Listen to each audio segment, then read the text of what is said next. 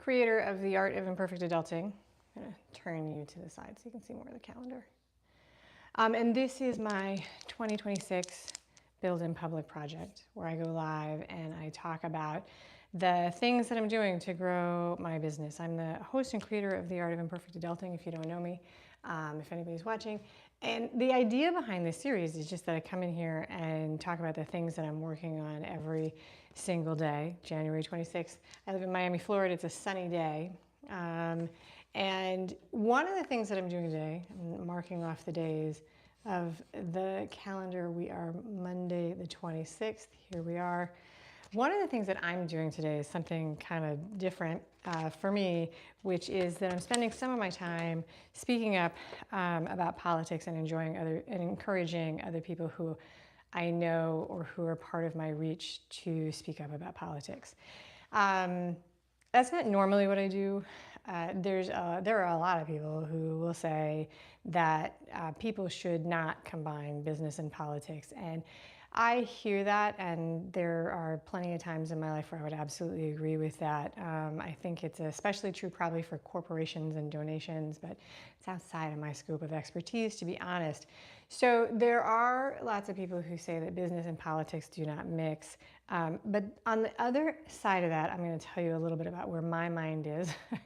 And one of the things is not to be overly dramatic or anything, but there is a version of the future here where if this current administration gets what they want, I don't have a business. I don't get allowed to have a business. And many of my rights could be removed. And that sounds ridiculous to say out loud. I was born in 1973. Until very recently, I would have thought that many of my rights were pretty secure, and I don't have that same confidence today in 2026.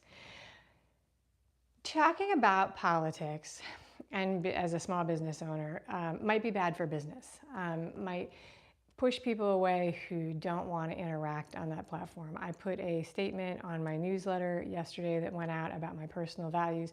There's a handful of people who clicked on my value statement and then unsubscribed, and I understand that, and I honor that that is what they wanted to do.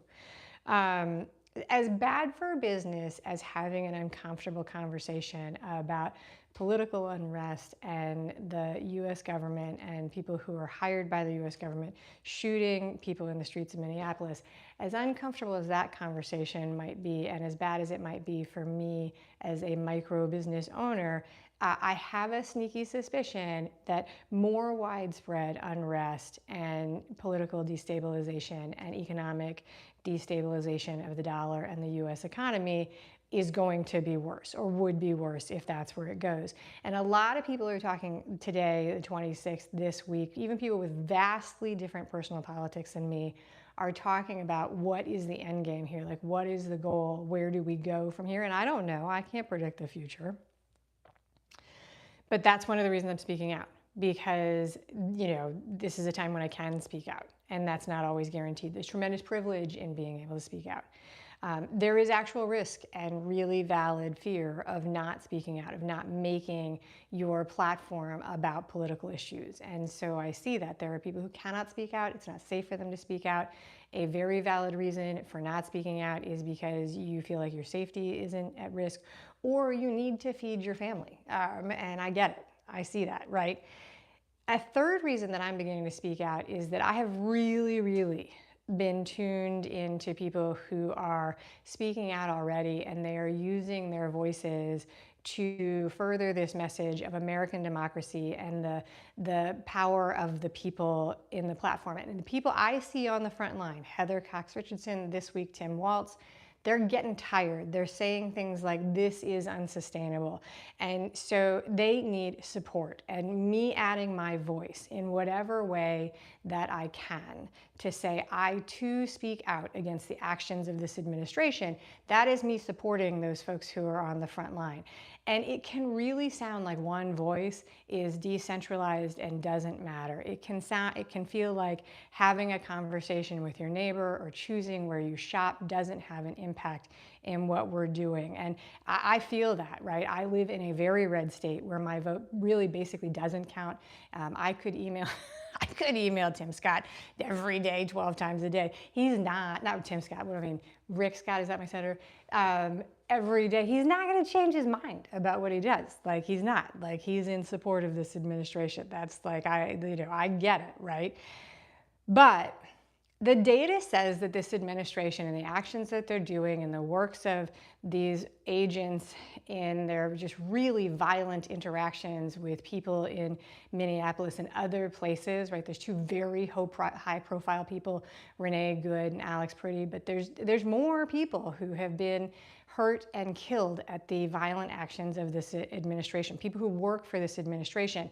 The data is that this is not widely supported by the majority of people in the United States. And so now is the time to add our voices to dissent and to, work towards really, really bringing the louder voice of people to just speak up and say, this is not what we want and this is not what we support, until it is not ignorable, until it is so loud that it takes over and becomes the dominant voice. So supporting people who are already doing it, to add their support in whatever way we can, and then speaking up with whatever tools we have.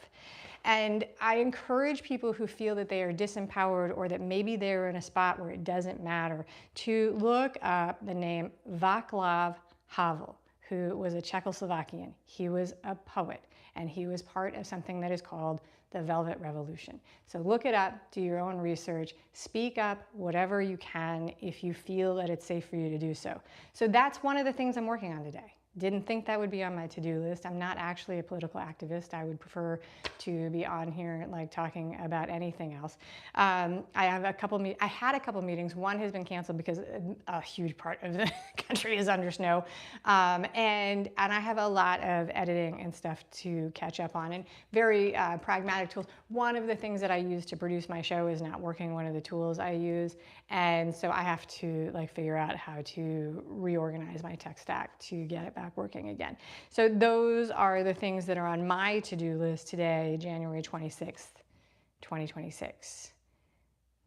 Go in peace. Thanks for watching. Bye.